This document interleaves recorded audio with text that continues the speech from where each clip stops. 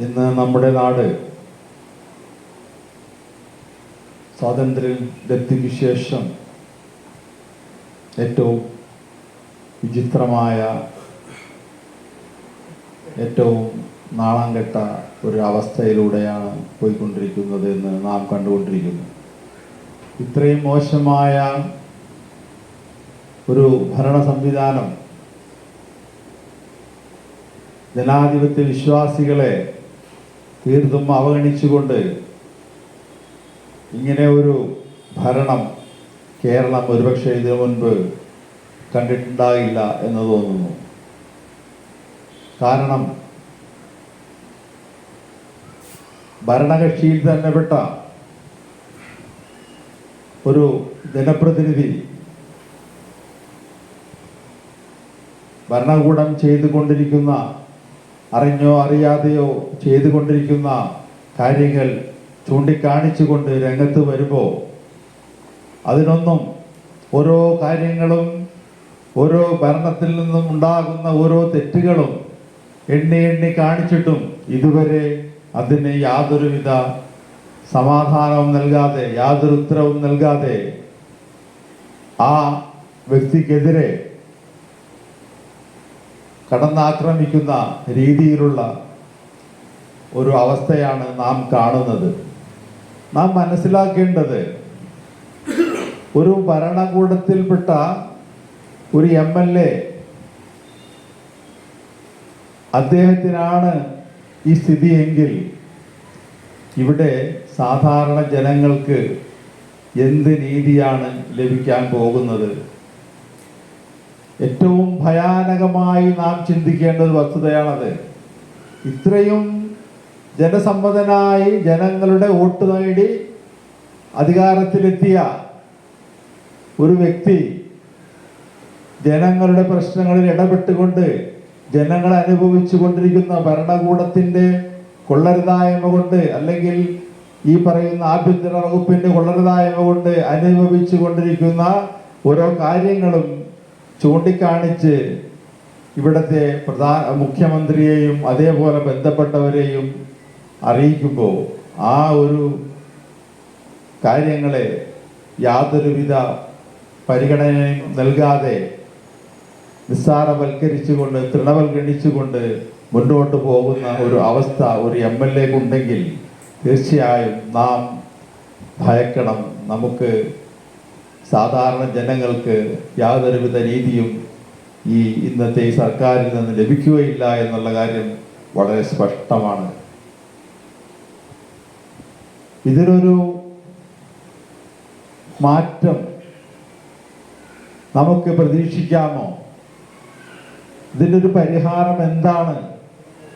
ഇതേവരെ ഇത്രയും ആരോപണങ്ങൾ ഉണ്ടായിട്ടും ഇതുവരെ കൃത്യമായ ഒരു മറുപടി നൽകാൻ സർക്കാരിനോ ബന്ധപ്പെട്ടവർക്കോ ആഭ്യന്തര വകുപ്പിനോ സാധിച്ചിട്ടില്ല എങ്കിലും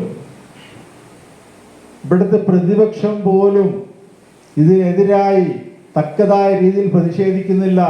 അല്ലെങ്കിൽ നാം കണ്ടിട്ടുണ്ട്, ചെറിയ ചെറിയ കാര്യങ്ങൾക്ക് പോലും മുഖ്യമന്ത്രി രാജിവെക്കണമെന്ന് അലമുറയിട്ടിരുന്ന ഒരു കാലഘട്ടം ഉണ്ടായിരുന്നു.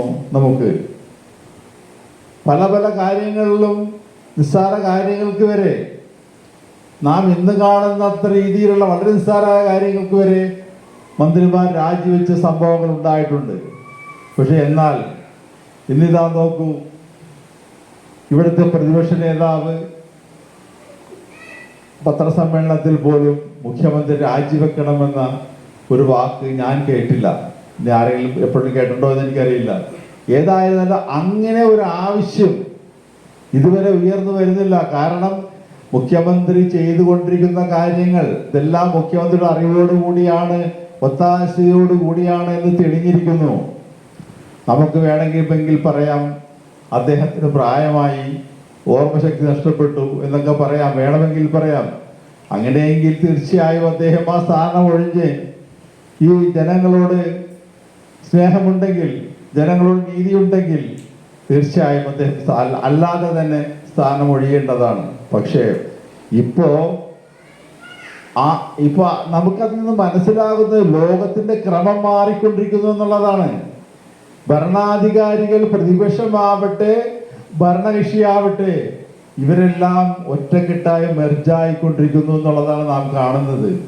അത്ഭുതപ്പെടുത്തുന്നു.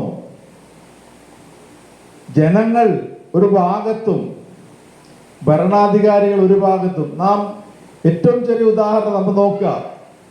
ഈ തൃശ്ശൂർ പൂരം കലക്കിയതുമായി ബന്ധപ്പെട്ട് ആരാണ് കലക്കിയത്? വിശ്വാസികളെ വഞ്ചിച്ചുകൊണ്ട് അവരുടെ ആളുകൾ എന്ന് പറയുന്ന അവർ തന്നെയാണ് അവരുടെ വിശ്വാസത്തെ തകർക്കാൻ എന്ന രീതിയിൽ അവരുടെ ആ ഒരു തൃശ്ശൂർ പൂരത്തെ ഇത്രയും കാലാകാലങ്ങളായി വിശ്വാസികൾ ഏറ്റവും വളരെ വിശ്വാസത്തോടുകൂടി വളരെ ബഹുമാനത്തോടുകൂടി കേരളം ഒട്ടുക്കും കണ്ടിരുന്ന വിശ്വാസികളെ ഒരുമിച്ച് കൂട്ടിയിരുന്ന ആ ഒരു ആചാരം അല്ലെങ്കിൽ ആ ഒരു ആഘോഷം വരെ കലക്കാൻ തയ്യാറാകുന്നത് അവരിൽ നിന്ന് തന്നെയുള്ള ആളുകളാണ് എന്നുള്ളത് നമ്മളെ അത്ഭുതപ്പെടുത്തുന്നു. തീർച്ചയായിട്ടും നാം ആലോചിക്കുക, ഇതിപ്പോ ലോകത്ത് ഇതേപോലെ യുദ്ധങ്ങൾ നടക്കുന്നു. ആരാണ് അവിടെ? ഇവിടെ നീതിക്കും സത്യത്തിനും ഒന്നും യാതൊരു വിലയുമില്ലാതെ ഭരണാധികാരികൾ ഒരുമിക്കുന്നു, പ്രതിപക്ഷവും ഭരണകക്ഷിയും. അതിൻ്റെ ഇന്റേണലായിട്ട് അന്തർധാര ഉണ്ടാകുന്നു. അതുകൊണ്ടാണല്ലോ ജനങ്ങൾ ഒറ്റപ്പെട്ടു പോകുന്നത്. ജനങ്ങൾ ആരെയാണ് സമീപിക്കേണ്ടത്? ജനങ്ങൾക്ക് നീതി കൊടുക്കേണ്ട ഭരണകൂടം അല്ലെങ്കിൽ ആഭ്യന്തര വകുപ്പ് അല്ലെങ്കിൽ കോടതി, ഇവരെല്ലാം ഭരണകക്ഷിയുടെ ആളുകളായി ഏജന്റുകളായി മാറിക്കൊണ്ടിരിക്കുന്നു എന്നുള്ളതാണ് നാം കാണുന്നത്. ഇപ്പൊ നമുക്കിനി എന്താണ് വഴി? തീർച്ചയായും നാം ആലോചിക്കണം.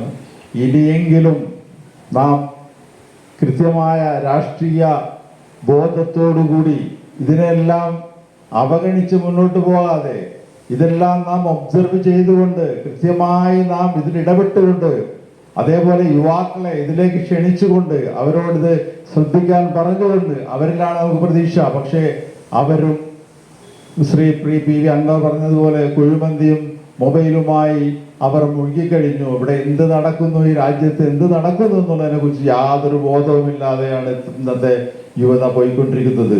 കാരണം അവരെ സംബന്ധിച്ചിടത്തോളം അലസന്മാരായിക്കൊണ്ടിരിക്കുന്ന ഒരു അവസ്ഥയാണുള്ളത്. വിദ്യാർത്ഥി രാഷ്ട്രീയം വേറൊരു രീതിയിലാണ് ഉപയോഗിച്ചിരുന്നത് ഒരു കാലഘട്ടത്തിൽ. അത് എടുക്കപ്പെട്ടു. പക്ഷേ ഈ വിദ്യാർത്ഥി രാഷ്ട്രീയം തീർച്ചയായും കലാലയങ്ങളിൽ നിന്ന് എടുത്തതിന് ഗുണമുണ്ടായിട്ടുണ്ട്. പക്ഷേ ഇന്ന് വിദ്യാർത്ഥികൾക്ക്, യുവാക്കൾക്ക് രാഷ്ട്രീയത്തെക്കുറിച്ച് യാതൊരു ബോധവുമില്ലാതെ വേറൊരു വിനയായി മാറിക്കൊണ്ടിരിക്കുന്നു എന്നുള്ളതാണ്.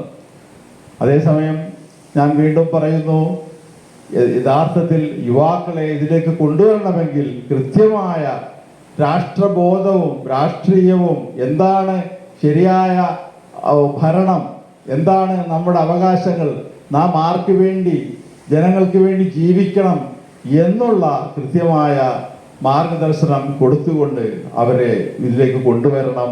അത് മാത്രമാണ് ഇതിനുള്ള പോംവഴി എന്ന് ഞാൻ മനസ്സിലാക്കുന്നു. ഏതായിരുന്നാലും നമ്മുടെ രാജ്യം, നമ്മുടെ നാട് ഒരു നല്ല ഭരണം ഉണ്ടായി വരും എന്നുള്ള പ്രത്യാശയോടുകൂടി നമുക്ക് മുന്നോട്ട് പോകാം. അതേപോലെ അനീതിക്കെതിരെ പോരാടണം എന്ന് ഉറക്കെ പ്രഖ്യാപിച്ചുകൊണ്ട് ഞാൻ എൻ്റെ വാക്കുകൾ ഉപസംഹരിക്കുന്നു. നന്ദി, നമസ്കാരം.